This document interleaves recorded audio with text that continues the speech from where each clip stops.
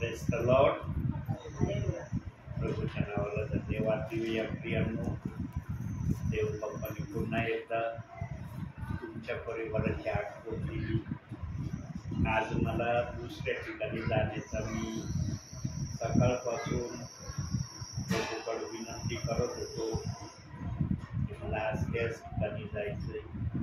परंतु देवाचा निर्णय आणि मनुष्याचा निर्णय याच्यामध्ये अंतर. देवाला जे योग्य वाटतं तेच देव बाप्पांनी सेवकाला परवानगी.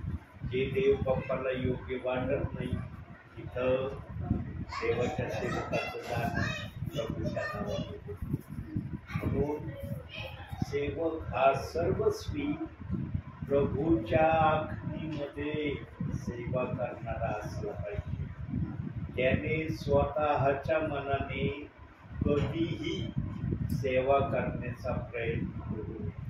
आणि जो स्वतःच्या मनाने सेवा करण्याचा प्रयत्न करत त्याची सेवा फार काळ प्रभू चालू देणार नाही.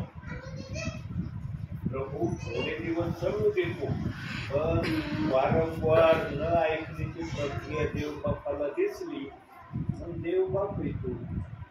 त्याला सर्व करण्याचा अधिकार आहे. एखाद्याला सेवेत वाढवण्याचा अधिकार आहे, एखाद्याला सेवेतून खाली आणण्याचा अधिकार आहे. म्हणून सेवकाने होईल तेवढं नम्रतेने प्रभूच्या सांगण्याप्रमाणे सेवा करणारा असावं ही देवबाप प्रत्येक विश्वासणाऱ्याकडून सेवकांकडून अपेक्षा करतो. आजच्या गोष्टीची सुरुवात आपण प्रार्थने करू आणि मग सिस्टर आपण प्रार्थना करू. पवित्र पवित्र पवित्र पवित्र पवित्र हे आमचे आकाश आणि पृथ्वीच्या निर्माण करते आमच्या महान प्रभू परमेश्वरा, दया प्रथमतः आम्ही तुला उंचवितो, गौरवितो, मान मध्ये माझे बाप्पा. प्रभू प्रार्थना करते आज दया दिवसभर सांभाळून तू तुझ्या गौरवासाठी या सायंकाळचा समय आम्हा सर्वांना एकत्रित केला. प्रभू तुझे नावाला मी धन्यवाद देते माझे बाप्पा. प्रार्थना करते तुझा दास परमेश्वरा वचन पेरण्यासाठी आले असणं परमेश्वरा, दया त्यांना तू तुझं पवित्र आत्म्याचं सहाय्य आणि मार्गदर्शन असू दे माझे बाप्पा. आणि ते जे काही वचन पेरण्यात माझे ते बाप्पा ते आम्ही नुसतं ऐकून नाही घेतात, तर त्याप्रमाणे चालावं, बोलावं आणि शिकवं माझे दे बाप्पा. असं तू आम्हाला बनवू दे बाप्पा. प्रार्थना करते परमेश्वरा तुझं पवित्र आत्म्याचं सहाय्य आणि मार्गदर्शन परमेश्वरा असू दे. दया इथे जमलेल्या प्रत्येकांना दे बाप्पा तू आशीर्वादित कर प्रभू. एवढेच लहानशी नम्र विनंती देण्यात तारणारा प्रभू येशू ख्रिस्त याच्या गोड आणि पवित्र नावाने केली म्हणून की जातो. आमेन.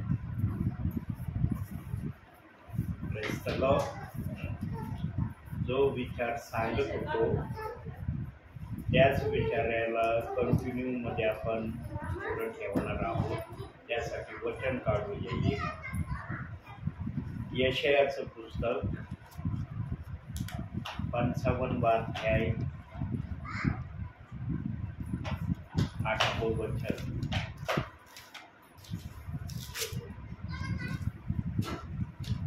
कारण माझ्या कल्पना तुमच्या कल्पना नव्हत, माझे मार्ग तुमचे मार्ग नव्हत असे परमेश्वर म्हणतो. सध्या माझ्या सेवेमध्ये या गोष्टीचा जास्त चढ-उतार चाललेला आहे.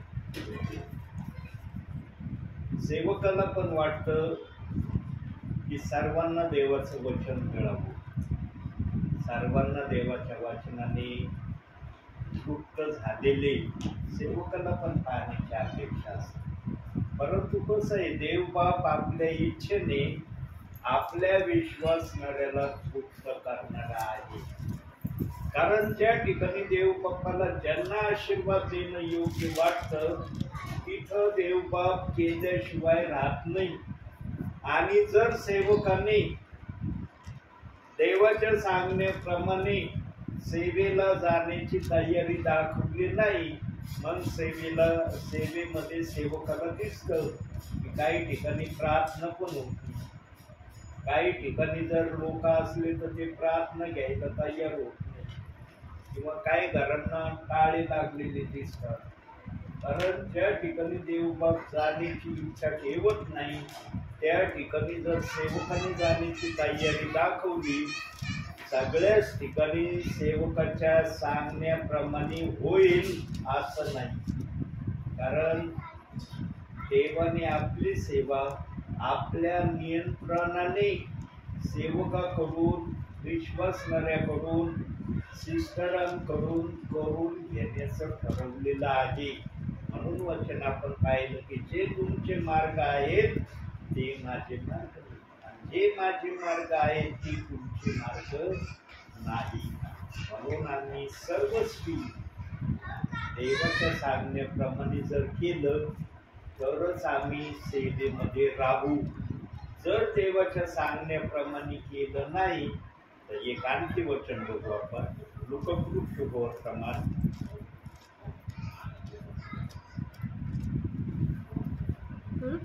14वा अध्याय 11वं वचन बघा.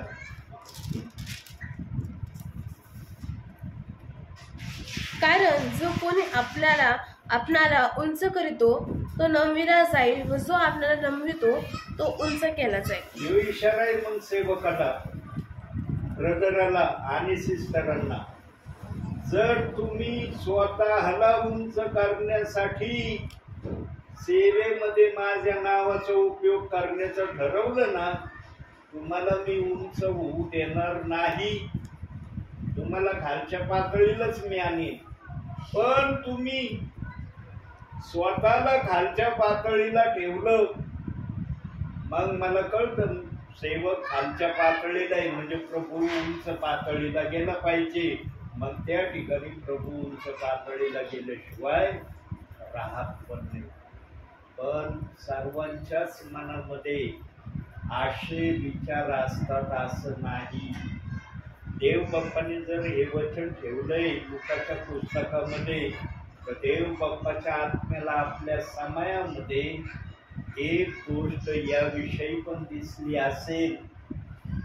प्रत्येक वचनामध्ये पवित्र आत्म्याला आपल्या समयामध्ये जेव्हा या वचनाची जडणघडण पवित्र आत्मा करत होता, तेव्हा प्रत्येक वचनाचं प्रकाशन पवित्र आत्म्याला दिसलेलं आहे.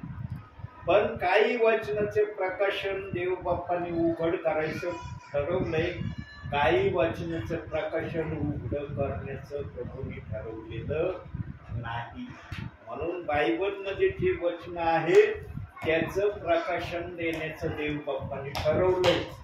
पण बायबलमध्ये जे वचन नाहीत, पण बोलण्यातून, संदेशातून पवित्र आत्मा एखाद्या रहस्याला, एखाद्या गुजाला प्रगट करतो आणि ते जर बायबलमध्ये सापडत नाही तर समजून घ्यायचं देव बाप्पाची मर्जी नव्हती की हे या ठिकाणी असावं.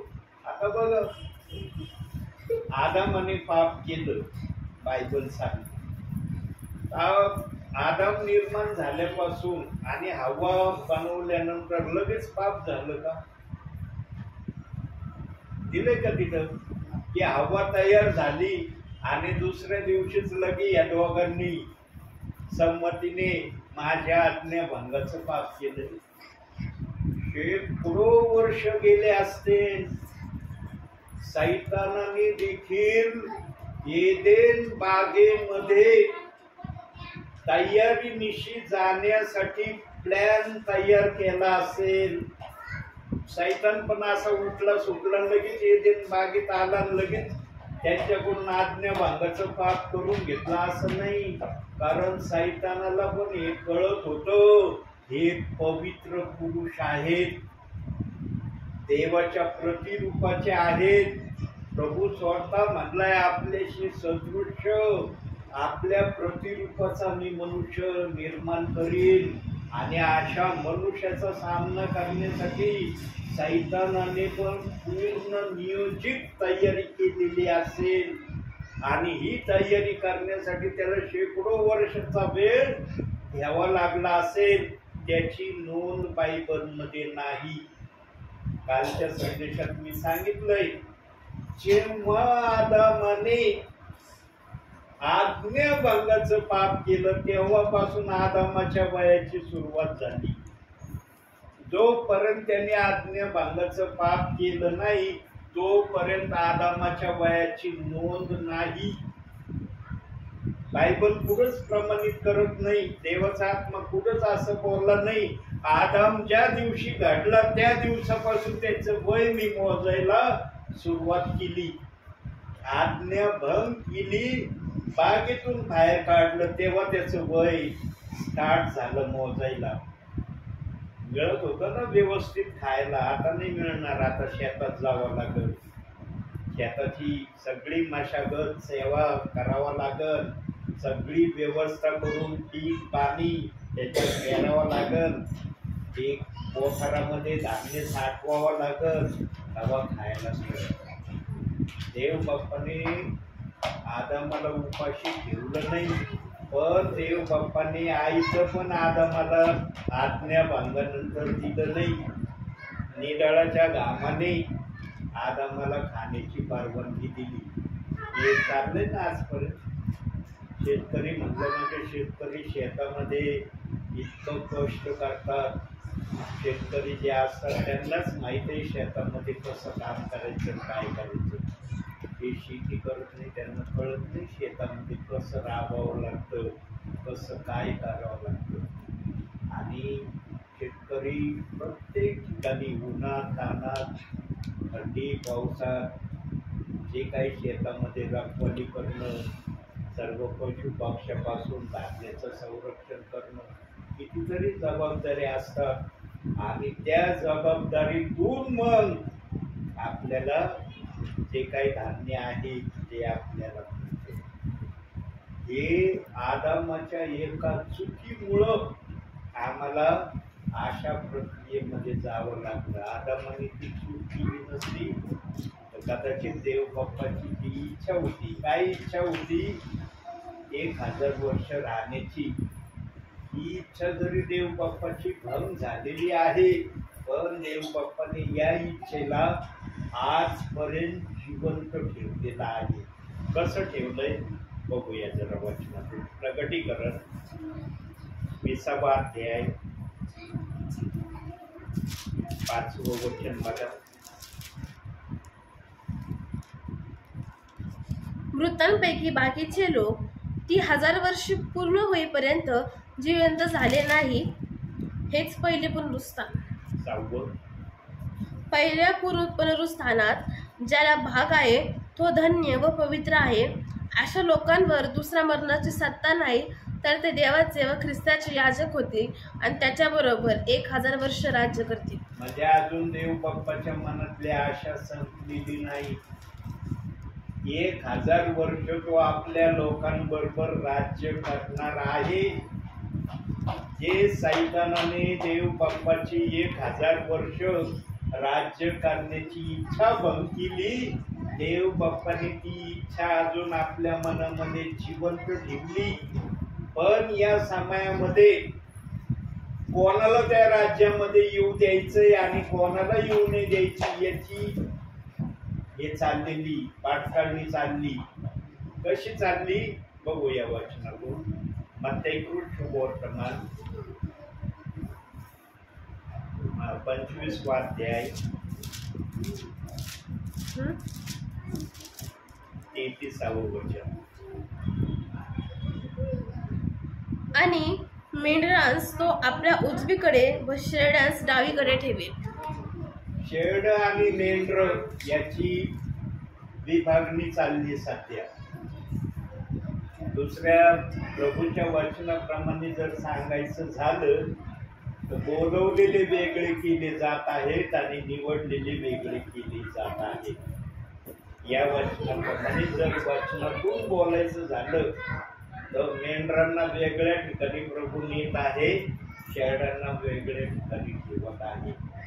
पण देव बाप जे त्याच्याकडे आलेले आहेत त्यांना तो कदापि घालवून देणार नाही, त्यांचा तो नाश पण करणार नाही, असं बायबलमध्ये ठाम प्रभू बोलले.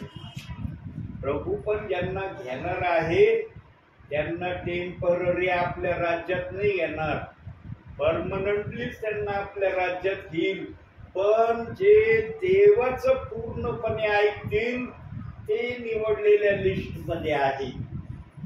जे देवाचं पूर्णपणे ऐकणार नाही ते बोलवलेल्या लिस्ट मध्ये जाणार आहे. आता बायबलच्या आतमध्ये कुठंही असं प्रमाण दिलेलं नाही की माझ्या बायबल मध्ये हात घाला आणि माझ्या एखाद्या वचनाला दोष लावा. दिलंय का असं वचन? आहे का कुठं असा रेफरन्स? पण आजच्या या वर्तमान काळामध्ये काही जण एका वचनाला हार अडखळण्याचा विषय त्यांनी बनवलाय. देवाने तो अडखळण्याचा विषय बनवलेला नाही, पण विश्वासणाऱ्यांनी सेवकांनी एका वचनाला अडखळण्याचा विषय बनवलाय. आणि ते त्यांनी तो अडखळण्याचा विषय पण कशाला हेतूनी बनवलाय? देवाचा शब्द त्यांना कळला नाही म्हणून त्यांनी तो अडखळण्याचा विषय बनवला. देव बाप्पाने 2 बाप्तिस्म्याची वचनं ठेवले, एक बाप्तिस्मा घेण्याची परवानगी दिली. त्यामुळं विश्वासणारे सेवक अडखळले. 2 वचनं एक घ्यायला सांगितलंय. मग दोनापैकी कोणाला निवडायचं? येशूचे बोलणं ते खरं आहे. येशूच्या मुखातले शब्द एकदम आम्हाला मान्य होतात, परंतु पेत्राच्या मुखातले शब्द आम्हाला एवढे मान्य होत नाही. मग निवडीमध्ये स्वर्गामध्ये आम्हाला कोण घेणार आहे? पेत्र घेणार आहे का येशू घेणार आहे? अरे येशू घेणार आहे. मग पेत्राच्या शब्दाला महत्व द्यायचं नाही, येशूच्या शब्दाला महत्व द्यायचं. जर देव बाप्पाने अशी तुलना या 2 बाप्तिस्म्याच्या वचनाची केली असती आपल्या मनामध्ये, आपल्या समयामध्ये, तर देव बाप्पाने 2 बाप्तिस्म्याचे वचन ठेवले नसते. म्हणून देव बाप्पाने या 2 बाप्तिस्म्याच्या वचनांना विश्वासणाऱ्यांना कळावं म्हणून एक क्लू ठेवला बायबलमध्ये. आणि ज्यांना तो क्लू समजला ना बायबलचा, ते बायबलच्या कोणत्याही वचनाला दोष लावित नाही. पण ज्यांना त्या वचनाचा क्लू आतापर्यंत कळला नाही, ते आजही अडखळलेल्या स्थितीमध्ये देवाच्या राज्यात चालले. कोणता क्लू आहे बघूया जरा बायबलमधून. यॉहन कृष्ण वर्तमान 14वा अध्याय 16वे वचन. मी पित्याला विनंती करीन, मग तो तुम्हाला दुसरा कैवारी म्हणजे सत्याचा आत्मा देईल, अशासाठी की त्याने तुम्हाबरोबर सदा सर्वदा राहावे. आता बघा, येशू ख्रिस्ताच्या मुखातला हा शब्द आहे आणि येशू ख्रिस्त स्वतः हे बोलत आहे. येशू शुभ वर्तमान काळामध्ये हे बोलत आहे. येशूनी पण सुवार्ता सांगितली त्या समयामधले हे वाक्य आहे. आता येशू स्वतः म्हणतो दुसरा कैवारी येणार आहे. स्वतः येशू म्हणतोय, इथं मी बोलत नाही, देवाचं वचन बोलतोय. आता येशू एक कैवारी का नाही म्हणला? एक कैवारी येईन आणि तो माझा विषय तुम्हाला सर्व काही समजावून सांगत, असा शब्द का नाही दिला? परत वाजवाळते वचन. मी पित्याला विनंती करीन, मग तो तुम्हाला दुसरा कैवारी म्हणजे सत्याचा आत्मा देईल, अशासाठी की त्याने तुम्हाबरोबर सदा सर्वदा राहावे. दुसरा कैवारी येईन म्हणजे माझ्या विषयी तो सांगणार आहे. पण पहिल्या कैवारीने जे सांगितलं ना, तो हा दुसरा कैवारी सांगणार नाही. त्याच्या सांगण्याचा आशय तोच असेल, पण तो सांगण्याचा आशय त्याचा जरा वेगळा असेल. देव बाप्पाने वचन बदली केलं नाही, पण वचनामधले आशय त्यांनी वेगळे केले. एका वचनात देव बाप्पाने आपलं नाव सांगितलेलं नाही. पहिलं जे येशू ख्रिस्त म्हणाला, जाऊन संपूर्ण सृष्टीला सुवार्तेची घोषणा करा, त्यास पित्याच्या पुत्राच्या व व पवित्र आत्म्याच्या नामाने बाप्तिस्मा द्या, ही घोषणा स्वतः येशू ख्रिस्ताने त्या समयात त्या विश्वासणाऱ्यांना दिली आणि या वचनाप्रमाणे त्या समयामध्ये बाप्तिस्मे पण झाले असतील. आम्ही नव्हतो बघायला, होतो का आम्ही बघायला की त्या समयात बाप्तिस्मे होत होते का? पण योहान जर बाप्तिस्मा करत होता पश्चातापासाठी, तर त्या पश्चातापाच्या नावामध्ये हे नाव योहान जरूर घेत असत. पिता पुत्र पवित्र आत्म्याचं उच्चारण योहान करत असल.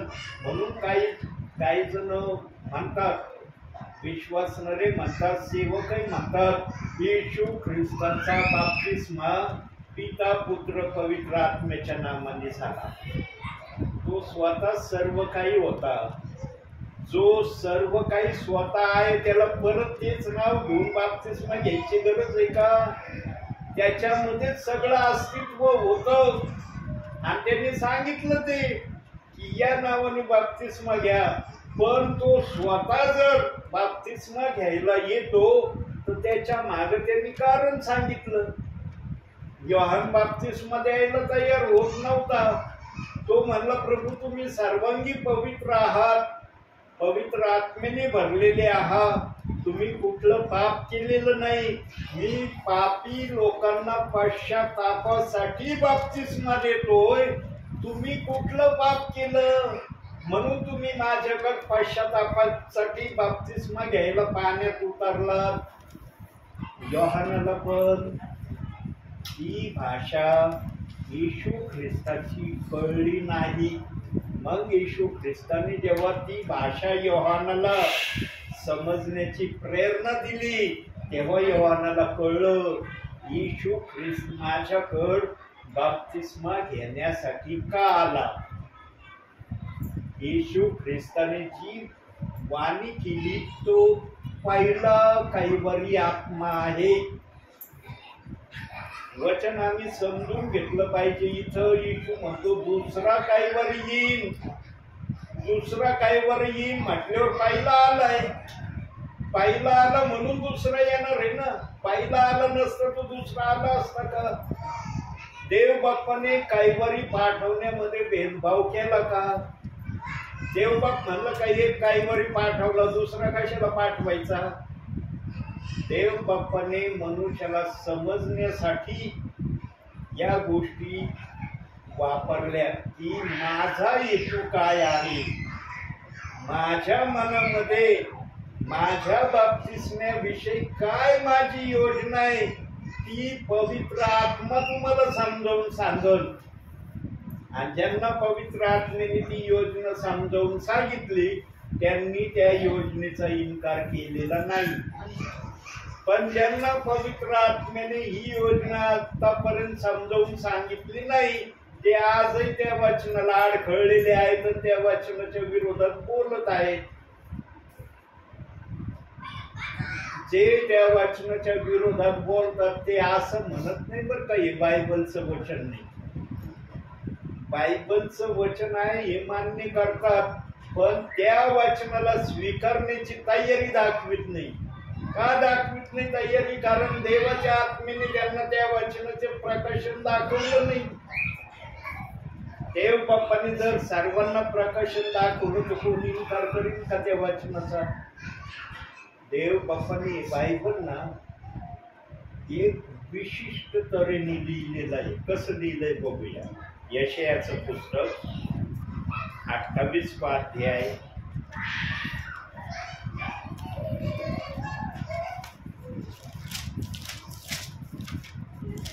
13 वचन. 28 अध्याय 13 वचन. ह्यामुळे त्यास परमेश्वराचा संदेश अशा प्रकारे प्राप्त होईल. नियमावर नियम, नियमावर नियम, कानूवर कानू, कानूवर कानू, थोडे येथे थोडे तेथे, म्हणजे चालताना ते अडखळून मागे पडतील, भंगतील, पाशात सापडतील, पकडले जातील. या गोष्टी देव बाप्पाला आपल्या वचनातून आपल्या विश्वासणाऱ्या समोर ठेवायच्या होत्या. जे त्या वचनाला अडखळलेले आहेत त्यांची स्थिती आता वाचलेल्या वचनाप्रमाणे चालताना अडखळतील, बनतील, काय काय शब्द पवित्र आत्मा बोललाय त्या प्रक्रिया कोणासाठी आहेत? जे त्या वचनाला दोष लावित आहेत त्यांच्यासाठी. जे त्या वचनाला दोष लावित नाही त्यांच्यासाठी नाही. आणि देव बाप्पाने आपलं वचन काही जणांना समजून सांगण्याचं ठरवलं, काही जणांना समजून सांगण्याचं ठरवलं नाही. ही प्रक्रिया का केली? याचं पण एक कारण. काय कारण आहे? प्रभूला आपल्या समयात दिसलं होतं. प्रभूला प्रत्येक गोष्ट आपल्या समयात दिसली. या समयात नाही, आपल्या समयात. जेव्हा तो वचन प्रकाशन करत होता तेव्हा त्याला दिसलं होतं. आणि त्यावेळेला दुधाचं दूध आणि पाण्याचं पाणी त्या ठिकाणी देवाच्या आत्म्याला दिसलं. काही जण माझ्या वचनांना दोष लावणारा प्रथम दिसलं होतं. आणि दुसरं काय दिसलं होतं? या बायबलमध्ये सैतान हात घालून एक वचनाला काढून नेणार आहे. बघा देव बाप्पाला काय काय गोष्टी त्याच्या समयात दिसल्या होत्या ज्या आम्हाला माहिती नाही. त्यानो आत्म्यापासून आलेला निरोप आत्म्याचीच भाषा बोलतो. पेत्राला पेंटिकॉस्टच्या दिवशी अग्नीच्या जीवानी जी आत्म्याची भाषा दिली तीच भाषा पेत्र बोलला. पेत्र आपल्या मनाची कुठली भाषा बोलला नाही. आणि निडरतेने पेत्र बोलला, घाबरत नाही बोलला. अरे आता हे बोलून तो गेलो, आता प्रार्थनेनंतर जेव्हा लोक विभक्त होतील त्यावेळेला कुणी मला म्हणून का हे काय बोलला पेत्र तू, हे काय संदेश दिला तू, यापूर्वी तू कधी असा संदेश दिला नाही, आता तुला द्यायला ही इच्छा कुठून आली? कुणीही पेत्राच्या त्या पेंटिकॉस्टच्या संदेशाला विरोध केला नाही. ऐकलं सर्वांनी, पण सर्वांनी ग्रहण केलं नाही. ज्यांना ते समजलं त्यांनीच ग्रहण केलं, ज्यांना समजलं नाही ते म्हणले फार सुंदर बोलला पण नाही, असं नाही आम्हाला करता येणार, निघून घेऊन गेले. पेत्राने कोणाला जबरदस्ती केली नाही. मी संदेश दिला, तुम्हाला ऐकावाच लागल, तसं वागावाच लागल, तसं करावाच लागल, ही सक्ती पेत्राने पण केली नाही. कारण पेत्राला पण आत्म्याने सांगितलं होतं जबरदस्ती करायची नाही. सुवार्थ सांगायची, जबरदस्ती नाही करायची. मी सांगितलं स्वीकारावाच लागल, ही जबरदस्ती कुठे मी चालू देणार नाही. म्हणून मी पण आज सेवा करतोय, वचन शेअर करतोय. अनेक ठिकाणी वचन मी प्रेषित 2:38 वचन शेअर केलं. सर्वांनीच मान्य केलं का? सर्वच आले का ऐकल्यावर त्या वचनाप्रमाणे? थोडे बहुत आले, थोडे बहुत बाप्तिस्म्यापर्यंतही आले. परंतु आता मी पण एका गोष्टी ठिकाणी येऊन थांबलो. मला पण देव बाप्पाच्या आत्म्याने दाखवल्याशिवाय मी पण बाप्तिस्मे करू शकत नाही. कारण बाप्तिस्मा करणारा प्रभू आहे, मी थोडी आहे. मी साक्षी रूपाने आहे बाप्तिस्मा करणारा, पण मान्यता देणारा प्रभू असला पाहिजे ना. त्याची मान्यता असली तर त्या बाप्तिस्मेला आशीर्वाद येईल, घेणाऱ्याला आशीर्वाद आहे, देणाऱ्याला आशीर्वाद आहे. पण देव बाप्पाची मान्यता नसली मी बाप्तिस्मा केला काय उपयोग आहे का? म्हणून सेवक सर्वस्वी देवाचा ऐकणारा असावा.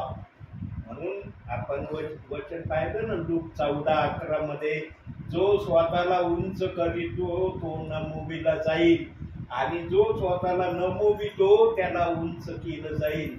हे वचन का देव बाप्पाने ठेवलं? कारण देव बाप्पाला आपल्या इच्छेने सर्व करण्याची इच्छा आहे. सेवकाच्या इच्छेने प्रभू कधीच सेवा करत नाही. म्हणून वचन आणखी एक दिलं, तुमची कल्पना ती माझी कल्पना नाही आणि माझी कल्पना ती तुमची कल्पना नाही. देवबाप जे पण बोलतो ते प्रगटही करतो, वाचनातूनही करतो आणि बोलण्यातूनही करतो. आता या ठिकाणी दुसरा कैवारी येणार आहे, म्हणजे तो दुसरा कैवारी आला नव्हता. त्या दुसरी कैवारी येण्याची एक वेळ निश्चित होती आणि त्या वेळेच्या निश्चितीमध्ये काय होणं महत्वाचं होतं? येशू ख्रिस्ताचं स्वर्गारोहण होणं गरजेचं होतं. कारण त्या दुसऱ्या कैवारीला येशू ख्रिस्ताचं स्वर्गारोहण झाल्याशिवाय खाली पृथ्वीवर येण्याची आज्ञा नव्हती. येशू ख्रिस्त वर स्वर्गात गेल्यानंतर 10 दिवसांनी तो कैवारी अग्नीच्या जिभांनी 120 जणांवर आला. 40 दिवस येशू ख्रिस्त या भूतलावर राहिल्यावर, वर गेल्यावर 10 दिवस, 40 आणि 10 किती होतात? 50. म्हणून पेंटिकॉस्ट हा शब्द बायबलच्या आत्म्याने दिलाय. तर काही जण म्हणतील 10 दिवसांनी प्रभू वर गेल्यावर 10 दिवसांनी आला, मग पेंटिकॉस्ट शब्द कसं काय वापरतात? पेंटिकॉस्ट शब्द म्हणजे 50वा दिवस. 10 दिवसांनी कैवारी अग्नीच्या जिभांनी 120 जणांवर आले, मग 10 दिवसच म्हणायला पाहिजे, 50 कसं काय झाले? ते येशू ख्रिस्ताचं या भूतलावर 40 दिवस जे राहणं झालं ते देखील त्याच्यामध्ये ग्राह्य धरलेलं आहे. म्हणून 40 आणि 10 50 पेंटिकॉस्टच्या दिवशी अग्नीच्या वारेच्या सुसाट्यासारख्या अग्नीच्या जिभा माळीवर 120 जण प्रभूची स्तुती आराधना करत होते. एकाएकी ते पवित्र आत्म्याच्या सामर्थ्याने भरले आणि जेव्हा ते भरले तेव्हा त्यांनी फार मोठ्या प्रमाणावर देव बाप्पाचा जय जयकार केला. असा जय जयकार केला, अख्ख्या प्रांतातली लोक त्यांचा जय जयकार ऐकायला आले. अरे हे तर रोजच माळीवर जय जयकार करत होते, पण आज एक विशेषच जय जयकार यांच्या मुखातून चाललाय. चला बघू तरी कसं चाललाय. बघा, एखाद्या ठिकाणी जर भांडण चाललेलं असेल, किती लांब असू देते, फक्त आम्हाला भांडणाचा आवाज आला पाहिजे की भांडण चाललंय. आपण लगोलाईनी दुरून का व्हायना ते ऐकण्यासाठी जातो. बरोबर आहे का नाही? भांडण जर कुठं चाललं आपण ऐकणं, सुगावा घ्यायला जातो का नाही? इथं तर देवाच्या आत्म्याचा आवाज चालला होता. देवाच्या आत्म्याचा आवाज ऐकायला देव बाप्पाच्या आत्म्याने सारे लोकांना परवानगी दिली. जा बघा ते 120 जण काय करत आहे. आणि मग जेव्हा हजारोंची भीड यांची स्तुती आराधना ऐकायला जमा झाली, तेव्हा पेत्राला पवित्र आत्म्याने सामर्थ्य दिलं आणि तो उभा राहून त्यांनी संदेश दिला. पेत्राने पण संदेश पवित्र आत्म्याच्या आज्ञेनेच दिला. असं नाही अग्नीची जीभ आली लगेच उभा राहिला लगेच संदेश सांगितला. हजारोंची संख्या भीड जेव्हा जमा झाली तेव्हा पवित्र आत्म्याने त्याला उभं केलं. त्याने या भूतलावर दुसऱ्या कैवारीचा निरोप सांगितला. तो निरोप आजपर्यंत सेवक सांगत आहेत.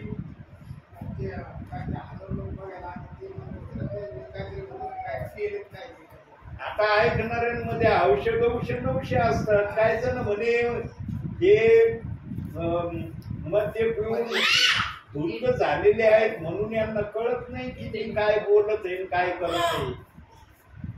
काही जणांनी काही प्रतिक्रिया केल्या, द्राक्षरस पिऊन मस्त झाले म्हणून हे काही पण बोलू राहिले. पण ज्यांनी पण जी पण भाषा बोलली ती आपली भाषा बोलली. आपापल्या भाषेत त्यांनी देवाचा गौरव केला. असं ते प्रेषितांची कृत्य 2 अध्यायाच्या 8 नंतरच्या नाही 13 वचनाच्या नंतर सांगितलंय की आपापल्या पद्धतीने त्यांनी देवाचं गौरव केलं आणि ते ऐकण्यासाठी अनेक जण प्रभूच्या या सेवकांकडे आले असं वचन सांगतं. यांना सांगायचं काय, 2 बाप्तिस्म्यामुळं आजचे विश्वासणारे सेवक अडखळले. देव अडखळला नाही बरं का. देव अडखळला असता तर देवाने 2 वचन ठेवलेच नसते. काही जण अडखळलेत. का अडखळलेत? त्यांना कळलं ते. 2 बाप्तिस्मे दिले, 2 वचन दिले, पण एक घ्यायला सांगितलं. मग त्यांनी ठरवलं कोणतं महत्वाचं आहे, येशूचं महत्वाचं आहे का पेत्राचं महत्व आहे. येशू आम्हाला स्वर्गात घेणार आहे का पेत्र आम्हाला स्वर्गात घेणार आहे, याची तुलना केली. आणि मग जिथं येशू मोठा दिसला मग येशू जे म्हणलं तेच त्यांनी मान्य केलं.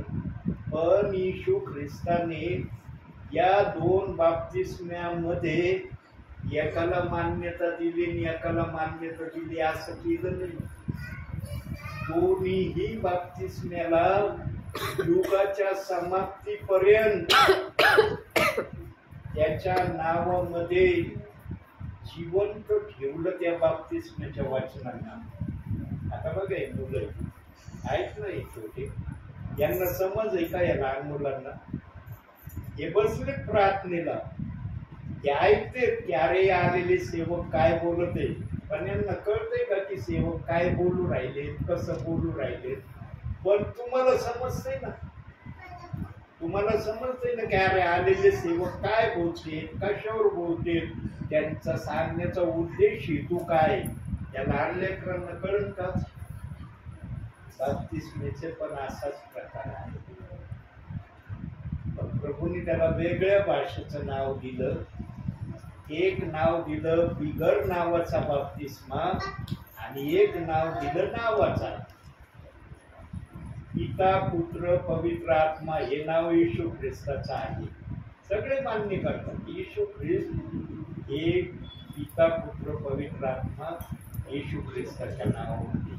पण या नावाचा बाप्तिस्मा घेण्याविषयी येशू ख्रिस्ताने स्वर्गारोहण होण्या अगोदर त्या जमावाला सांगितलं, सावध करून दिलं की मी गेल्यानंतर हा दुसरा काही वर येणार आहे. मी असताना हा खाली येऊ शकत नाही. ही अट आणि शर्त होती. आणि जे देवाने जसं ठरवलं होतं, जसं होण्याची देवाची इच्छा होती तसंच झालं. कारण देवाने पूर्ण नियोजितपणे आपलं वचन येशू ख्रिस्ताचं स्वर्गारोहण झाल्यावर कसं वचन जगामध्ये ठेवायचं याचं नियोजन सांगण्याची संधी येशू ख्रिस्ताला दिली. आणि ही येशू ख्रिस्ताच्या नियोजनाची संधी किंवा विचार काही जणांना आजही कळलेला नाही. पण ते काय म्हणतात, बायबलमध्ये वचन दिलंय ना दुसरा काही वर येईल. म्हणजे आम्ही जो बाप्तिस्मा घेतला पिता पुत्र पवित्र आत्म्याच्या नावाने आमच्यावर काही वर आला. मग प्रेषित 2:38 वचनाचा बाप्तिस्मा घेतल्यावर कोणता आत्मा आला? जर या बाप्तिस्म्याने हा आत्मा आला तर मग त्या बाप्तिस्म्याने कोणता आत्मा येतो? म्हणून दुसरा काही वरी शब्द वापरला.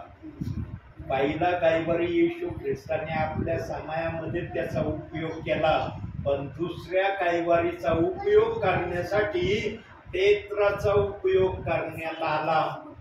पेत्राने ते सांगितलं म्हणून पेत्राला आजचे काही विश्वासणारे त्या वचनाला मान्यता देत नाही. आम्ही पेत्राचं ऐकणार नाही.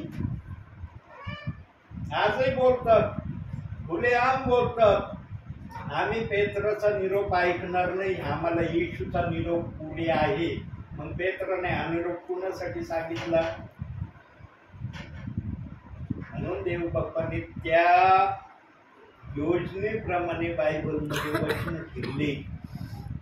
मग देव बाप्पाला बोलवलेले निवडलेले हे शब्द आणावे लागले. सर्वजण मान्यता देणार असते ना तर बोलवलेले निवडलेले हे 2 विभाग देव बाप्पाला वाचनाचे करावेच लागले नसते.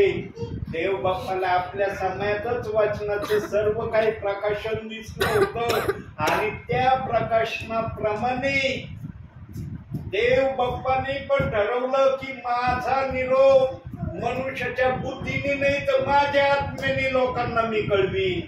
म्हणून दुसरे पेत्र 1:21 मध्ये दिलंय, संदेश हा मनुष्याच्या इच्छेने कधी आलेला नाही. देव बाप्पाने ज्या पण गोष्टी लिहिल्या ना त्याच्या माग देव बाप्पाचा आशय आहे आणि या आशयाला प्रगट करण्यासाठी देवाचा सेवक आत्म्याच्या प्रेरणेने आलेला पाहिजे. बुद्धीने आलेल्या सेवकाकडून कधीही देवाचं वचन जसं सांगायला पाहिजे तसं सांगितलं जाणार नाही. बघा 4 वचन काढले. ज्या परिवारासाठी 4 वचन मी दुपारी काढले होते, देव बाप्पाने माझी मनातली आशा बदलली नाही. ज्यांच्यासाठी हे वचन काढले त्याच परिवारामध्ये या वचनातून देव बाप्पाला बोलायची इच्छा आहे, पण देव बाप्पाची आज इच्छा नव्हती. आज तुम्हाला वेगळ्या पद्धतीने मी काढूनही ठेवलाय अध्याय आणि वचन माझ्या समोर आहे, पण या वचनातून देव बाप्पा अजूनही बोलला नाही. याच देवाला आपल्या इच्छेप्रमाणे संदेश सांगण्याची योजना या वचनाची थोडी बहुत मनन तयारी केलेली आहे. तरी देवबाप या वचनाप्रमाणे माझ्या मुखातून बोलते. त्याला जे काही योग्य वाटतंय तेच तुम्ही ऐकत आहात. म्हणून जे विश्वासणारे देव बाप्पाला निराश करीत नाही ना, त्या विश्वासणाऱ्यांसारखे आशीर्वादित विश्वासणारे या भूतलावर कोणी नाही.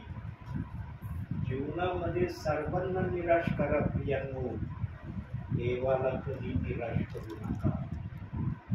देवाला निराश करण्याची इच्छा देखील तुमच्या मनामध्ये आणू नका. देवाने जसं वचन ठेवलंय त्याने त्याच्या गौरवासाठी ठेवलंय, तुमच्या गौरवासाठी नाही ठेवलं. तुम्ही त्या वचनाचा न्याय करावा याच्यासाठी ठेवलं नाही ते वचन. कोणत्याही शब्दाचा कोणत्याही वचनाचा विश्वासणाऱ्याला न्याय करण्याचा अधिकार आहे का? म्हणून वचनात देव बाप म्हणला तुम्ही कोणाचा न्याय करू नका. अहो माणसाचा न्याय करायला सांगितलं नाही, मग वचनाला दोष देण्याची बात कधी लांबची असन देवाच्या नजरेत? असन का जमसन लांब? माणसाचा न्याय करायला देव बाप्पांनी प्रतिबंध लावलाय. आज जे कोणी प्रेषित 2:38 वचनाला दोष लावते काय करते ते? देवाच्या भाषेमध्ये काय म्हणन देव? काय म्हणन? न्यायच करतेत ना. देव बाप्पा हे तुझं वचन आम्हाला मान्य नाही, हे वचन तू ठेवलं बायबल मध्ये, पण या वचनाला आम्ही मानित नाही, या वचनाप्रमाणे आम्ही करीत नाही, या वचनाला आम्ही सन्मान पण देत नाही. विरोध जर चाललाय, जिथं विरोध आहे तिथं सन्मान येईल का? येईल का सन्मान? म्हणून देव बाप्पाने पण आपलं वचन पद्धतीने पाहिजे. आणि एक विषय मी सांगत होतो की बायबल मध्ये सैतानाने हात घालून एक वचन चोरून नेलं. म्हणून देव बाप्पाला बायबल मध्ये पण आपल्या वचनाला आपल्या पद्धतीने ठेवावं लागलं. कसं ठेवावं लागलं बघू या वचनातून. यशायाचं पुस्तक 28वाच अध्याय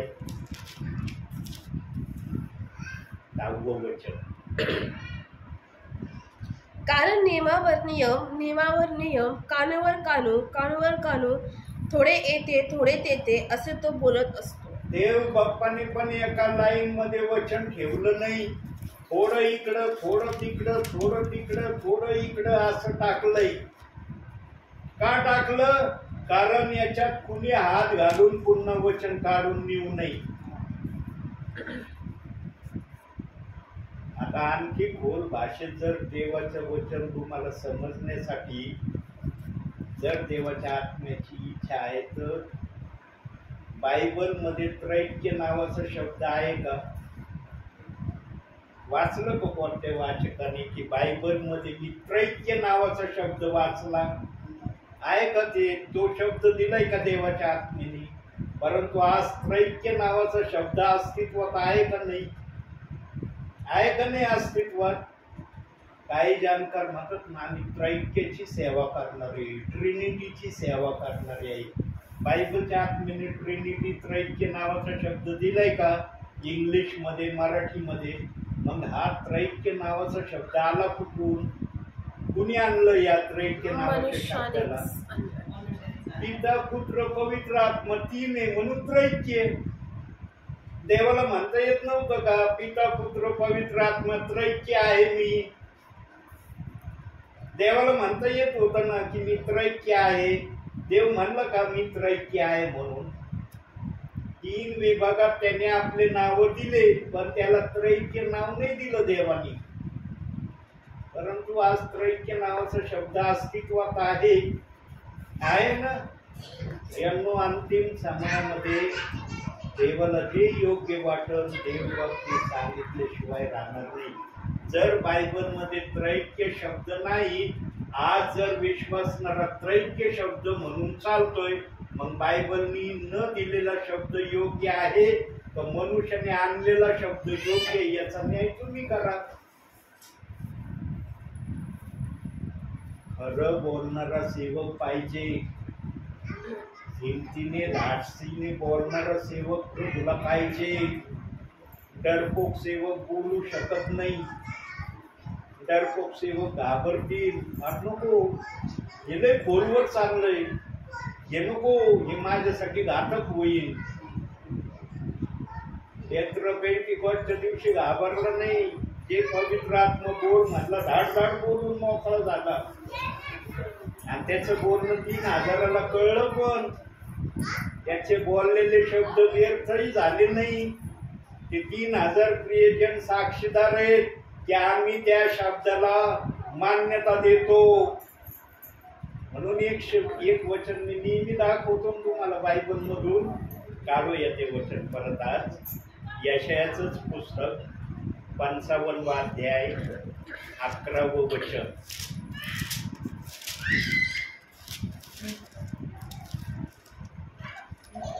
त्याचप्रमाणे माझ्या मुखातून निघणारे वचन होईल ते माझी इच्छा पूर्ण केल्या वाचून व ज्या कार्याकरिता मी ते पाठविले ते केल्या वाचून मजकडे विफल होऊन परत येणार नाही. देवाचं वचन देवाच्या दरबारात विफल होऊन जात नाही. देवाचं वचन सफल होऊन जातं. पेंटिकॉस्टच्या दिवशी पेत्राने सफल होणारं वचन सांगितलं, विफल होणारं वचन सांगितलं नाही. आणि ते सफल झालेलं वचन 3000 प्रियजन त्या सफल झालेल्या वचनाला साक्षीदार आहे. आणि ते वचन ज्या दिवसापासून पेत्राने गाजवलं ते वचन आजपर्यंत गाजवलं जात आहे. हा ते सर्व ठिकाणी गाजवलं जात नाही, हा भाग वेगळा आहे. देवाने जिथं गाजवायचं ठरवलंय तिथंच गाजवलं जात आहे. कारण देवाची मर्जी तिथं आहे तिथंच हे सांगितलं जाईल. जिथं देवाची मर्जी नाही तिथं याचा उच्चारणही केलं जाणार नाही आणि सेवकाचं पण तिथं जाणं होणार नाही. म्हणून सेवक पण देवाच्या आज्ञेप्रमाणे सेवा करणारा पाहिजे. देवाचा सेवक आपल्या मनाने जर सेवा करायला निघाला देव बाप त्याला सहाय्यता करीन असं नाही. मग आज मला दुसऱ्या ठिकाणी जाण्याची सकाळपासून इच्छा मी मनात धरली पण देवाने मला तिथं आज पाठवलं नाही. देव म्हणला तिथं नाही मी तुला पाठवणार. तू आज आपल्या मनात इच्छा धरली की मला त्या ठिकाणी जायचंय, तू त्या ठिकाणी जाण्याची तयारी करतो, तिथं मी मुळीच जाणार नाही. तू तयारी नसती ना केली तिथं जाण्याची तर मी प्रेरणा दिली असती जा त्या ठिकाणी. पण तू सकाळपासून झोपेतून उठल्यापासून तुझ्या डोक्यात विचार घेतला मला आज त्या ठिकाणी जायचंय. तुला जिथं जायचं तिथं मी येणार नाही आणि जिथं तुला जायचं नाही तिथं मी तुला नेणार आहे. जायचं असलं तर जा, नसलं जायचं तर नको जाऊ. मग सेवकाला कळतं नाही ऐकलं देव बाप्पाचं तर मग देव बाप काय करू शकतो. देव बाप्पाने मला सेवेतूनच बाहेर काढलं तर काय करीन मी. देव बाप मला सेवेतून बाहेर विचारून काढीन का. तुला काढू का सेवेतून बाहेर. माझी परवानगी घेईन का देव बाप. जसं देव बाप बिना परवानगीचं सेवक बनवतो तसं देव बाप बिना परवानगीचं त्याला सेवेतून पण वेगळं करतो. म्हणून आम्ही सर्वस्वी देवाच्या नियंत्रणामध्ये राहून सेवा करणारे असलं पाहिजे. आम्ही जर देवाच्या नियंत्रणामध्ये राहून सेवा केली नाही तर त्याची सेवा आशीर्वादित होईल याची आम्ही कोणालाही देता येणार नाही. यांनो अतिशय आशीर्वादित आणि धन्य तुम्ही. वाटत होतं का तुम्हाला आज मी येणार आहे. आज कुणाला झाली का प्रेरणा. झाली. आज कुणाला झाली.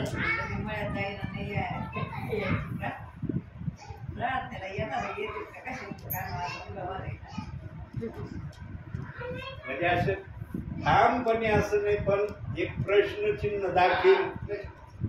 जसं त्या बाळाने त्या दिवशी म्हणलं ठामपणे पगारे अंकलाज येणार आहे. किती ठामपणे ते बाळ बोललं आणि माझं येणं झालं. पण आज तशी प्रक्रिया झाली का. कारण आज माझं मनच दुसरीकडे होतं जाण्याचं. पण देव बाप्पाने मला आज या ठिकाणी दाखवलं आणि किती उशीर आलोय आज प्रेरणा. लवकर आलो का मी. कारण देव बाप्पांनीच मला उशिरा दाखवलं की या ठिकाणी मी जात आहे. तुला जायचं तर जा कारण तुझं मन तिकडं फार लागलंय आज. तिकडं मी नाही आज. मी माझा विचार बदली केला. जर मी या ठिकाणी येण्याऐवजी त्या ठिकाणी गेलो असतो आणि त्या ठिकाणी प्रार्थना नसती झाली मला कसं वाटलं असतं. साऱ्या रस्त्याने म्हणलं असतो प्रभू इतक्या दूर गेलो तिथं प्रार्थना नाही झाली. माझ्याजवळ तयारी होती सगळं होतं पण तिथं वचन सेवकाने झाली. देव जर हळूच म्हणला असता मी नाही तिथं कसं काय वचन होईल. मी म्हणलो होतो का नाही तू नव्हता म्हणला मी चाललो होतो. तू चालला होता म्हणून नाही झालं. मी जिथं जा म्हणून तिथं वचन होईल का नाही. एक ठिकाण दाखवलं इथं वचन चाललंय ना. देवबाप काही गोष्टी स्पष्टरित्या प्रकट करून दाखवतोय. अंतिम समयात निदान अंतिम समयामध्ये तरी देवबापाची इच्छा पूर्ण करणारे बना तुम्ही. देवाची इच्छा पूर्ण करणारे बना म्हणून मी येतोय. मी इथं वेळ घालवायला टाइमपासला येत नाही. तुमचा वेळ खराब करायला येत नाही मी. देवाला तुमच्याकडून इच्छा पूर्ण करून घ्यायची. आणि काय इच्छा देवबाप्पाने ठेवली. फार मोठी इच्छा ठेवली का. फक्त देवबाप म्हणतो या बायबलच्या कोणत्याही वाचनाला दोष लावू नका. इच्छा पण किती सोपी ठेवली का. मोठं ओझ ठेवलंय का डोक्यावर. हे अवजड ओझ घेऊन चाला तुम्ही. पेक्षाही हलकी आज्ञा आहे. फक्त बायबलच्या कोणत्याही वचनात दोष लावू नका. सगळे वचन पवित्र आत्म्याने लिहिलेले. पवित्र आत्मा ते तुम्हाला समजावून सांगेल याची पवित्र आत्म्याने गॅरंटी दिली. निरनिराळ्या माध्यमातून 2 बाप्तिस्माच्या वचनाविषयी देवबाप माझ्या मुखातून बोलला. त्याला जसं पण बोलण्याची इच्छा झाली. 2 कैवारी विषयी पण देवबाप या माग पण संदेशात बोललाय. 2 कैवारी का वापरले. 1 कैवारी का नाही वापरला. यानो देवबाप कोणत्याही विश्वासणाऱ्याला त्याच्या दरबारात आल्यावर त्याने असं म्हणायला वेळ येऊ देणार नाही की पृथ्वीवर आम्हाला या गोष्टी तुझ्या सेवकाने सांगितल्या नाही. एक काहीवरी दोन काहीवरी सांगितलंच नाही. आणि तू जर दुसरा काहीवरी म्हणतो म्हणजे पहिला काहीवरी आला, पहिला आला म्हणून दुसरा येणार आहे. पहिला आला नसता तू दुसरा आला असता का? काहीवरीची भाषा वेगळी होती, पण काहीवरी तोच होता. याला काहीवरी नाव आहे, याला काहीवरी नाव आहे. फक्त एक आणि दोन मध्ये त्याची विभागणी देव बाप्पांनी केली. देव बाप्पाची इच्छा आहे, देव बाप्पाची प्रॉपर्टी आहे वचन. ही प्रॉपर्टी कोणाची आहे? देव बाप्पाची आहे. ही आम्हाला फक्त दिली, याप्रमाणे तुम्ही बना, याप्रमाणे करा. याला दोष लावायला सांगितलंय? दिले का असं बायबलच्या वचनाला दोष लावा? विचार करा प्रियांनो, सगळ्या गोष्टी तुमच्या समोर आहेत. तोला मुलाचा अंतिम समय चाललाय. सर्वांना स्वर्गात येण्याची आशा आहे. कोणी म्हणत नाही मला स्वर्गात यायचं नाही. आणि देवाला पण सर्वांना स्वर्गात येण्याची इच्छा आहे. पण आठ आणि शर्त ही देव बाप्पाची आहे, माझ्या वचनाला दोष लावू नका. किती जण करते नका, किती जण म्हणते मी खरं वचनाला या माग जे काय बोललो, जे काही संशय धरला, जे काय माझ्या मनामध्ये एक्सेट्रा मी ठेवलं ते सगळं काढून टाकतो आणि वचनाप्रमाणे स्वतःला देवासमोर सादर करण्याची मी तयारी करतो. यांनो आता नाही ना तर कधीच नाही. पण झाली कशी परिस्थिती माहिती का प्रियांनो? हे बघा, देवबाप बोलायला घाबरत नाही. देवबाप कोणाचाही बांधील नाही. देवबाप मनाचा मालक आहे. आणि जो मनाचा मालक असतो ना तो कधी बोलायला घाबरत नाही. आज काही जण ना संस्थेमध्ये, संस्थेच्या दबावामध्ये असे लीन झाले की त्यांना देवाच्या आज्ञा मोडायची भीती वाटत नाही ना. आमच्या संस्थेत हे चलत नाही. आमची संस्था वेगळ्या प्रकारे बोलती, तुमचं वेगळ्या प्रकारचं आहे. देव बाप्पाने जर आमच्या भाषेप्रमाणे आमच्याशी वार्ताव केला, किती जण प्रभूच्या राज्यात येणारे बनतील? किती बनतील? देव बाप सगळ्याच सहन करतोय, पण त्याला आशा एक लागलेली आहे, माझा विश्वासणारा माझ्या दरबारात यावा. ही देवाला आशा लागली आणि ती आशा देव बाप्पाची पूर्ण व्हावी म्हणून सेवकांना प्रभू पाठवतोय. सेवकांना म्हणतो जा बाळा त्या ठिकाणी, त्या ठिकाणीच मी आहे. त्या ठिकाणी गेला तर तुला दिसन माझी उपस्थिती आहे. तू दुसऱ्या ठिकाणी गेला ना तुला उपस्थिती माझी दिसणार नाही. म्हणून सेवक जिथं जा तो प्रभू तिथं सेवक जातो. जिथं सेवकाला जाण्याची इच्छा असती तिथं देवाचा सेवक जाण्याचं टाळतो. त्याची जरी इच्छा असली तरी तो टाळतो. का? कारण देव नाही त्या ठिकाणी. देवाने आज त्यांची भेट घ्यायचं ठरवलं नाही. देवबाप जर त्यांची भेट घेत नाही आणि सेवक जर त्यांना भेटायला जातो, काय देईन सेवक त्यांना? सेवकाजवळ काय त्यांना देण्यासाठी? ओळखलं पाहिजे आम्ही देवाची भावना काय आहे, देवाला काय मान्य आहे. यानो तुमच्यासाठी देवाची हीच इच्छा आहे की तुम्ही सर्वजण स्वर्गात यावे. फार प्रामाणिक इच्छा देव बाप्पाची ही आहे. पण या इच्छेला पूर्ण करण्यासाठी आठ आणि शर्त एकच आहे, बायबलच्या कोणत्याही वचनाला दोष लावायचा नाही. किती सोपी अट आहे का काही जड? पण ही आज जड बनली काही जणांसाठी. का बनली? कारण ते मानायची तयारी करत नाही म्हणून जड बनली. यानो प्रत्येक संस्थेने आपापले नियम बनवले. प्रत्येक संस्थेने, जेवढ्या संस्था हयात आहेत, 3000पेक्षा अधिक संस्था हयात आहेत म्हणतात. मला तर त्यांची नावं पण घेता येणार नाही. की त्या कोणकोणते नावं कसे असतील जगाच्या पातळीवर मला माहिती नाही. पण प्रत्येक संस्थेने आपला नियम बनवला. आता एवढ्या अंतिम समयात थोडासा तो आवाज मी ऐकत नाही. कोणता आवाज ऐकत नाही? ज्या सेवकांना येऊ देऊ नका, त्या ब्रदराला येऊ देऊ नका, त्या सिस्टरला इथं प्रार्थनेला येऊ देऊ नका. हे आवाज मी जरासे या समयामध्ये ऐकायचे बंद झाले. आता अंतिम समयाच्या अगोदर नाही ना, आमचे चर्चचे पास्टर म्हणले दुसऱ्या सेवकांना, दुसऱ्या विश्वासणाऱ्यांना सेवा करायला येऊ देऊ नका घरात. मी आहे ना पुढं तुम्हाला वचन सांगायला.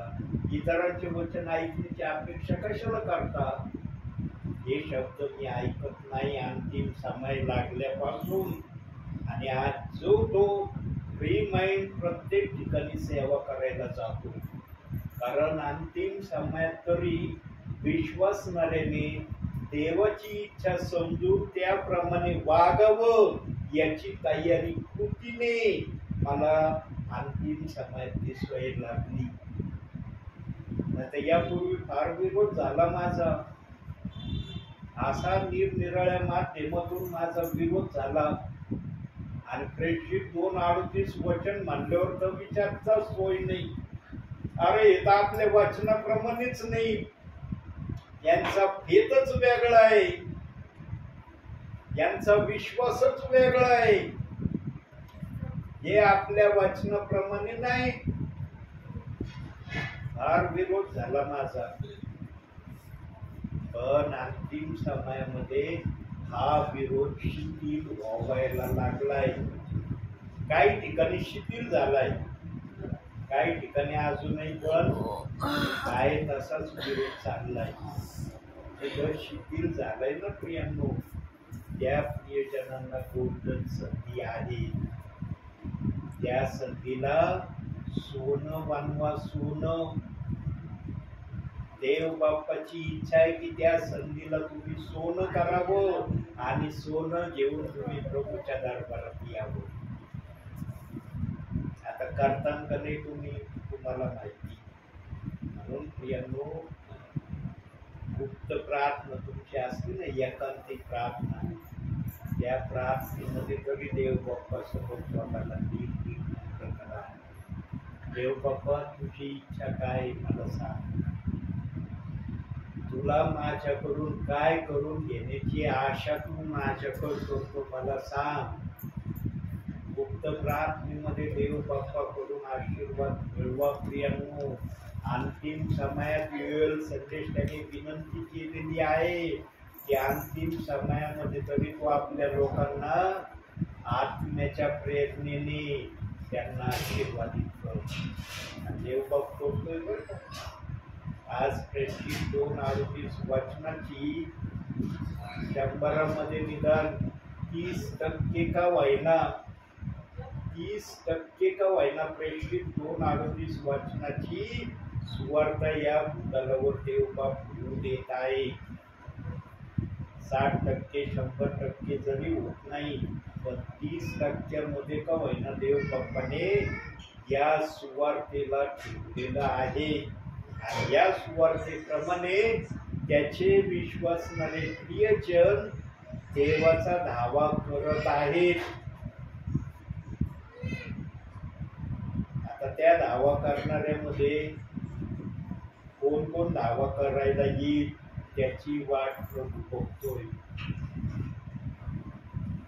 त्या धावेमध्ये तुमचे पण नाव देव बाप्पाने स्मरणात आणले. देव बाप्पाने तुम्हाला वगळलेलं नाही. इथं जर वचन होतंय तर देव बाप्पाची इच्छा आहे की देव बाप्पाने तुमची आठवण केली. देवाने आठवण केली म्हणून आलो मी. देवाने आठवण केली नसती कशाला आलो असतो मी इथं. आता देवाला खुश करायचं का निराश करायचं हे तुमच्या हातात. हे तुम्ही ठरवायचं.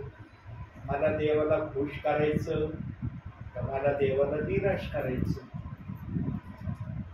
माझी तर हीच आशा आणि इच्छा आहे तुमच्याकडं की तुम्ही देवाला खुश करणारे माणसं.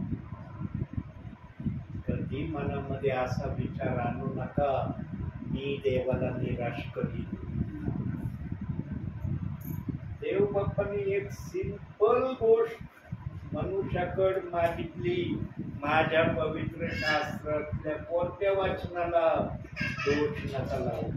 किती सिंपल गोष्ट देव बाप्पाच्या आत्म्याने मनुष्याकडे मागितली. पण सगळेजण करतात का देव बाप्पाची ही इच्छा पूर्ण. आज प्रेषितांची कृत्य 2 अध्याय 38व्या वाचनाची निंदा पृथ्वीभर थांबली का. थांबली का म्हणता येईल का तुम्हाला. नाही ब्रदर थांबली. पृथ्वीवर आता कुठंच प्रेषित 2:38 वाचनाची कुणीच निंदा करत नाही. येतोय का म्हणतात कोणाला साहसाने निमतीने. यांनो आम्हाला अधिकार देवाने दिला नाही बायबलच्या वाचनाला दोष लावण्याचा. हे पाळण्याचा अधिकार आम्हाला दिलाय. दोष लावण्याचा अधिकार दिलेला नाही. पण ज्यांनी दोष लावलाय या वचनाला देव बाप्पाने त्या व्यक्तीला ध्यानात ठेवलेला आहे. न्यायाच्या दिवशी आम्हाला ती व्यक्ती प्रभू दाखवणार आहे की या व्यक्तीने त्या प्रेषित 2:38 वचनाला दोष लावला म्हणून जगामध्ये हे वचन दोषाचं वचन काही जणांसाठी बनलं. सर्वांसाठी हे वचन दोषाचं बनलेलं नाही. सर्वांसाठी जर हे वचन दोषाचं बनलं असतं ना या वचनाची सुवार्ता सांगण्यात आली नसती. काही जणांनी या वचनाला दोषाचं वचन बनवलं. पण काही जणांनी या वचनाला स्वीकारायचं वचन बनवलं. आणि ज्यांना स्वीकारायचं वचन बनवलं त्या विश्वासणाऱ्यांनी त्यांच्यापर्यंत देवाचा सेवक हे वचन सांगायला जातो. सर्व ठिकाणी आदासली जाते वचन सांगायला. माझ्या संपर्कात अनेक विश्वासणारे पण सर्व ठिकाणी मी जात नाही. जिथं देवबाप म्हणतो जा तिथंच मी जातो. यांनो एकांतामध्ये हे वचन वाचा. देव बाप्पाला विचारा या वचनाचा अर्थ. देव बाप्पा हे वचन काय मला समजावून सांग. मला हे वचन कळत नाही. तू समजावून सांगितल्यावर मी समजू शकतो. एवढा शाऊल ख्रिस्ती लोकांचा छळ करणारा पण जेव्हा देव त्याला भेटतो तेव्हापासून तो देवाच्या लोकांचा छळ करणं सोडून देतो आणि तो देवाची सेवा सांगायला जातो. लिहिलंय ना बायबल मध्ये. प्रेषितांची कृत्य 9व्या अध्यायात लिहिलंय ना. इतका खतरनाक शाऊल पण देवाच्या एका दर्शनाने त्याचं जीवन बदलून जातं. इतका खतरनाक शाऊल जर बदलू शकतो देवबाप आहेत तर तुम्ही एवढे खतरनाक म्हणता येईल का तुम्हाला. नाही आम्ही पण शाऊला सारखे खतरनाक आहेत. त्याचा का स्वतःच्या नावाला एवढी महती की आम्ही पण शाऊलाप्रमाणे आहोत. तुमच्यामध्ये नम्रता आहे पण ती नम्रता कृतीने प्रगट करा. कृतीने नम्रता प्रगट झाली पाहिजे. आणि कृतीने नम्रता प्रगट करण्यासाठी प्रेषितांची कृत्य 2 अध्याय 38व्या वचनाला दोष लावणं बंद केलं पाहिजे. बघा किती सरळरित्या प्रभू बोलत आहे. सरळरित्या सांगत आहे. आज दुसरा संदेश घेऊन आलो होतो. हा संदेश आणला होता तुमच्यासाठी. देवबाप एकही वचनातून बोलला नाही या वचनात, आणि सर्व वचन नीतिसूत्रे 14व्या अध्यायामधले वचन एकही वचन देवबाप बोलला नाही. कारण हे वचन ज्या परिवारासाठी मी तयार केले, देवाची इच्छा आहे की त्याच परिवारामध्ये या वचनाचा संदेश देवबाप देणार. जरी आज नाही जाणं झालं माझं, देवबाप दाखवील त्या वेळेला याच वचनातून त्या परिवारासाठी संदेश देवबाप माझ्या मुखातून देणार आहे. देवबाप पण सेवकाची इच्छा कधी नाराजीमध्ये बदलत नाही, पण देवबाप आपल्या इच्छेने आपल्या समाजात या वचनातून बोलत. आज वेगळ्याच वचनातून बोलला देवबाप, आणि जे काही बोललं ते बोलणं तुम्हाला कळलेलं आहे. म्हणून देव आता मी या ठिकाणी थांबत आहे. एक विचार सांगतो आणि डोळे बंद करायचे. भावी जीवनामध्ये निर्णय घ्या, निर्णय घ्यावाच लागेल. मला देवाला खुश करायचं का देवाला नाराज करायचं, हा निर्णय देवाच्या समक्षतेमध्ये देवासमोर ठेवा आणि देवाला विचारा तुम्ही, देव बाप्पा मी तुझ्या राज्यात येण्याची जी इच्छा धरली, तुला खुश करण्यासाठी आलोय का तुला निराश करण्यासाठी आलोय. आतून काय आवाज येतो ते ऐका तुम्ही. आतून जो आवाज येईल ना, तो आवाज तुम्हाला सांगल. काय सांगल? देवाला खुश करण्यासाठी तू देवाकडे आलेला आहे, आणि देवाला खुश करण्यासाठी बायबलच्या कोणत्या वचनाला दोष लावणं योग्य नाही. बस एवढी एक प्रक्रिया करून दाखवा देव बाप्पाला, आणि देव बाप्पाला कळू द्या खरंच माझ्या दासाने जे वचन सांगितलं त्या वचनाप्रमाणे एखादा का विश्वासणारा त्याप्रमाणे झालाय. या दासाचं या ठिकाणी येणं प्रभूच्या नावाने यशस्वी झालं. आता मग देव बाप्पांनी तर सांगितलेलंच आहे, सुवार्ता सांगा. सांगितली जाते ना सुवार्ता. पण काही जणांनी मत्ते 28-19 वचनाला सुवार्ता म्हणले, प्रेषित 2:38 वचनाला पण सुवार्ता नाही म्हणत. ते काय? ते वचन कशासाठी दिलंय? त्या वचनाची सेवा जगात का चालली? गंभीरतेने विचार करा. प्रभू येण्याच्या तयारीत आहे.